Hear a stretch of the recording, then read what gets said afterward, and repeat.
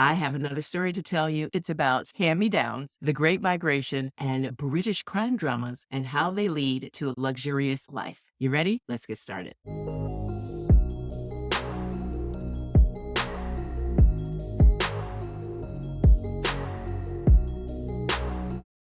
Do you remember in the early 2000s how like pop and R&B kind of blended or mixing the sounds together? We had the Black Eyed Peas. They had so many great songs. And then we had No Doubt. They also had great songs. But then the women singers, they kind of like did their own things. Fergie had a bop, yeah, Glamorous Life, Glamorous, Glamorous. And then Gwen Stefani had Luxurious. I could hear the beat right now. Drop It. Those were I love them. Those songs allowed us to dream. It allowed us to say, yes, this is the life that I want. I want a luxurious life. I want a glamorous life. I want a life outside of maybe where I am now to have like something to aspire to for later. You play this song while you're cleaning up, while you're driving in your car, while you're getting ready to go out. It was just energy, energy, energy behind these songs. Quick question for you though. What comes to mind when you think of the word luxury? Is it the lifestyle of the rich and famous? That was a show that we could not wait to come home after school and watch. It was with Robin Leach, The Lifestyles of the Rich and Famous. They would show all these homes and boats and luxury places that people went to. And it was a place for you to dream. Or maybe, maybe a little younger, it was MTV Cribs. You remember that one? Where they would go into different stars, entertainers, actors' homes and show where they lived and how they lived. But luxury is a state of mind, and it can be achieved regardless of income. Now let's get into my hand-me-down story. I had two great aunts that moved from the South, Virginia, up to the North, Ohio, around the time of World War II, or like right before it. And they worked in factories that helped build parts for the aircrafts during the war. When the war was over, they were hired as domestic workers for these factory or their friends. So they were known as a help. They would help take care of the house. They would do parties. They took care of the children. Then many decades later, in the 1970s, my mom was going through a divorce, and she moved my brother and I up from Virginia to Ohio for the same reason. This is a part of the Great Migration. The Great Migration started around 1990, so right around World War I, all the way up and through the 1970s, where millions of African Americans went from the South, branched up north, the Midwest, and out west, looking for opportunities to get away from Jim Crow South, escape racism. They didn't escape it, but to have greater opportunities. Her finances weren't the greatest. And as children, we had to use our wild imaginations. We didn't know that we were poor. Like most people who sometimes have a loving family, even though they're poor, they still felt supported. And we did. We had toys. They belonged to somebody else. We had clothes that were cast off or hand-me-downs, but we didn't care. And as I'm looking back and I was thinking about it, I was preparing this video, I thought about how these clothing items that were hand-me-downs from my great aunt's employers, from their children, they were high quality items. I even had a riding hat because one of the girls, she had equestrian lessons. And then I got two of them. One of my really good friends and I, we would wear these riding hats. We never went horseback riding or learn equestrian skills. It was velvet. It was beautiful. And we cherished some of these hand-me-downs. Much later, when my mom got married and things were stable in her finances and her job, she would take me to this store called Donna Lee. And it was a department store for young girls and preteens. I loved it. I loved my clothes. I had some of the best outfits, pleated skirts, Oxford shoes, a little jacket. It was reversible. It was like fur on the outside and suede on the inside. I was so well dressed that my teachers would write in my report card, not only was I good, kind of a good student, but I was also well behaved and well dressed. Quality over quantity. That's what I learned. I learned from these hand-me-downs, these cast-off, that the families passed down or gave to my great aunts, and my great aunts would give to my mom, and she would put them on us. And later, when my mom shopped for us, she shopped quality items. The luxury of the quality is better than having lots and lots of items that are cheaply made and they don't last long. Now, I do understand that sometimes we got to get what we got to get.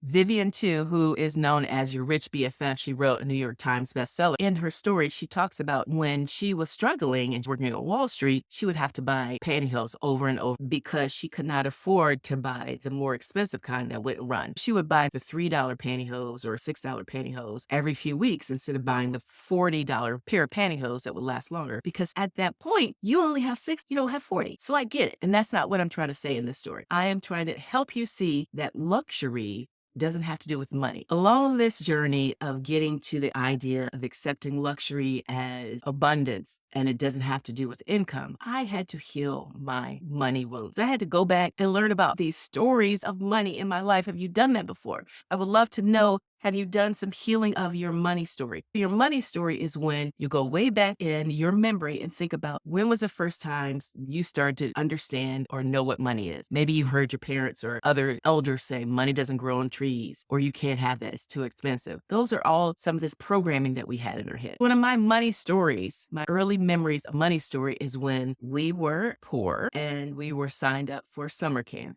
but I didn't have a swimming suit for summer camp. We were going to the YMCA, and swimming is a big skill that you learn, so I had to have a swimming suit. I remember going to a department store and trying on a swimsuit or several, and then the one that my mom liked, she told me to keep it on. Yes, I kept it on. I kept on that swimsuit because that's what she could have stole, because I had to keep it on. I had to work through that money story. That was kind of devastating for me to think about. I had to forgive my mom, forgive myself, and understand she was doing the best that she could with what she. We have to heal those wounds as well. How do you heal those wounds? You got to go back and tell her that she did the best could at the time. It doesn't mean that you go out and you spend lots and lots of money because now you deserve it, because that's another wound that you have to heal. I want us to redefine luxury. I want you to think about, how can you find places in your life to create luxury? After I divorced, I realized that I had not really spent a lot of time, money, effort, and energy on myself. Parents do that. My kids were in private school. That was more important. I wore hand-me-downs again. My mom had some executive clothing. She had suits, and I was her same size from decades before. And I would wear some of those same suits as a librarian. As my kids were getting older and they wanted certain things, and after they graduated college, I said, okay, raise my kids. It is time for me to have nice things again. I started out small, which you might have to do too. Better sheet. So higher thread count changes the game. Cheaper sheets scratch your skin. You don't sleep so well. Maybe it's time to spend a little bit more money and get a higher thread count of sheet. Luxury. I saw a pink poncho in the store window. I should have worn it. It's one of my favorite ponchos. It's one of my favorite outerwears that I wear all the time. It was expensive, but I decided I wanted to invest in it. I don't personally like to wear a coat all the time when I'm driving in my car because I feel constricted. This poncho, it's heavy, it's thick, it's warm. I've had it for at least 6 years, maybe 7 now, and it still looks great because it's luxury. I got a designer shower curtain. I remember I was talking to my best friend.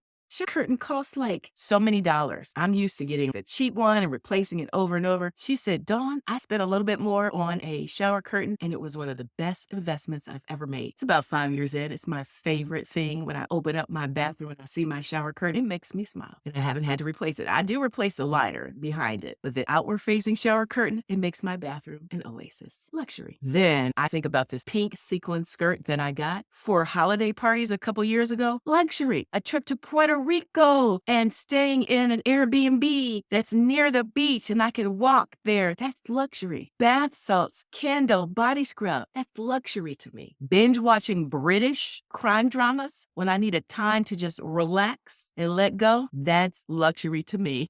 Luxury is a feeling and a mindset. Luxury is ease, flow, and an abundance mindset. Caring less about other people's opinion and how they feel. That's luxury. But here's the thing. This is what I decided. Luxury for me is finding something that I like and will wear it over and over again. I become that lady. I become the lady who has a lot of pink stuff. People buy me pink stuff too, but when I see pink stuff, I can't help to get it. I wear it over and over again because it makes me feel good. Usually I try to buy something that is quality. I remember listening to a podcast by Light Watkins.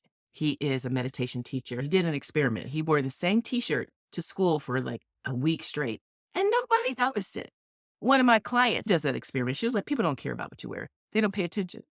If you find something that you like and you spend a little bit more for it and it's quality, because remember, quality over quantity is quality, you can wear it over and over again and it makes you feel good.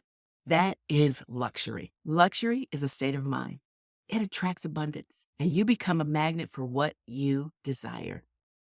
Here are a couple of suggestions for you. A candle. I get that candle from the dollar store. I love it. It smells amazing. It makes my whole space feel luxurious. Maybe get dessert. When you go out to eat, buy it. Get that brownie. Get that cake. Get that tiramisu. Get it. It's luxury. Get that designer lipstick. Go to the department store makeup counter. Every time you put it on, you feel amazing about yourself. Because you know what? You're worth it. You are worth it. You are worthy. It's luxury. This is what I want to leave with you today. You deserve a luxe life. Go get it.